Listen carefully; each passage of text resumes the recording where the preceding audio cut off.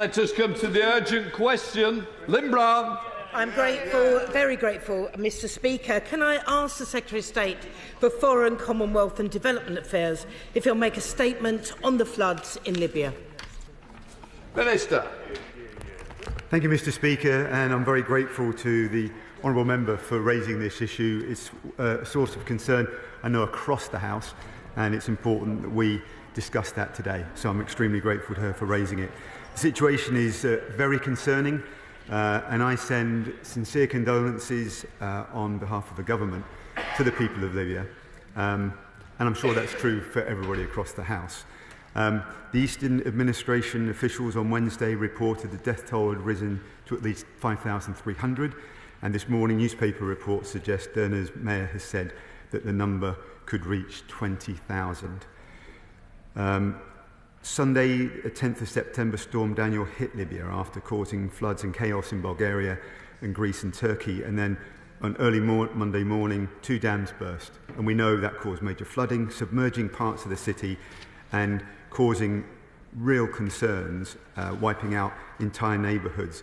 And the situation in terms of helping to recover the situation has been made worse by lack of road access, by the fact that communication channels are down, and we stand ready to help as best we can. The UK has committed to supporting Libya following these devastating floods, and yesterday the Foreign Secretary announced an initial package worth up to £1 million to provide life-saving assistance to meet the immediate needs of those most affected by the floods. The UN Central Emergency Response Fund, to which the UK is the third largest donor, has announced it will deliver $10 million support to Libya. We're also working with trusted partners on the ground to identify the most urgent basic needs, including on shelter, healthcare, sanitation, and we stand ready to provide further support. The UK remains in close contact with Libyan authorities across the country to help respond to this tragic crisis, and Lord Ahmed, Minister for Middle East and North Africa, has reiterated the UK's commitment to Libya in a call with the chair of Libya's Presidential Council. UN officials have said that Western and Eastern governments are working together, communicating on this. That will be important, and we stand ready to help the people of Libya at these very challenging times. I'm grateful, Mr Speaker. The horror of the catastrophic floods in Libya is hard to imagine. Loved ones swept away within hand's reach, drowning in mud and crushed under rubble. The city of Derna has been utterly devastated, and estimates now range, as the Minister has said, above 20,000 lives lost. The grief and the worry of those with no knowledge of the fate of their loved ones must be simply unbearable. Our thoughts are with them and with all the people of Libya. Assistance, as the Minister has said, has struggled to reach the city, and the scale of urgency of need is immense. Reportedly, many areas have received no help, no hope of rescue for anyone left alive, trapped under mud and rubble. There's obviously a terrible threat from disease, with authorities lacking enough body bags to cope with the scale of death. So I'd like to ask the Minister, in his estimation, how many are now lacking shelter, clean water and medical care? And I know that the government is supporting the UN Central Emergency Response Fund, but can the Minister tell us if he's confident that this will support coordinated efforts and reach those who are truly in dire need?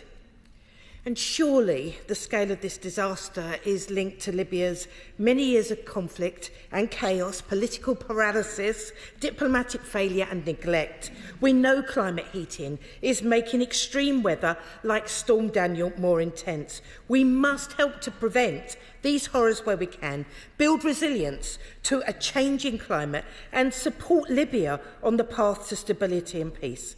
But this will take strategic action on diplomacy, security and development, and we must make sure the humanitarian response desperately needed right now is delivered. As usual, I think the honourable member has made important points with characteristic compassion and passion. I just want to reiterate that we share those sentiments and are working very hard to address the situation.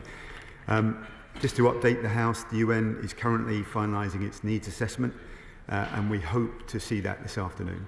The Foreign Secretary has already set out, we're ready to support, and we've put some initial support on the table, and I want to reiterate to her and to the House that we will continue to keep in close contact with the UN, and we're reiterating our support to them. We'll continue to monitor the situation and that's taking place on the ground, and we stand ready to offer further assistance. I think the point she makes is absolutely critical, in that this support needs to reach the people that are affected. Too often in various countries, there have been blockages getting support to the front line. I think it's encouraging to hear, as I understand, that the two parties, the two groups in Libya are working together, or at least talking. That's going to be critical to make sure there's a flow of funds, and more importantly, the support that is provided on the ground.